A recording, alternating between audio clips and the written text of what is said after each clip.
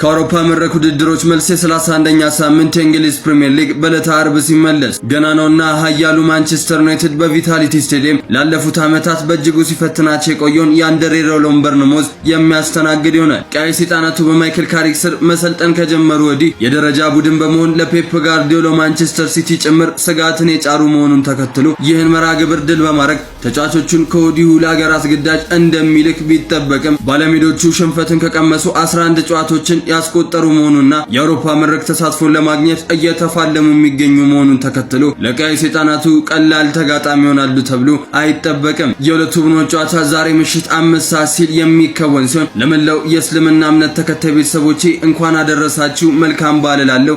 ይመቻችሁ።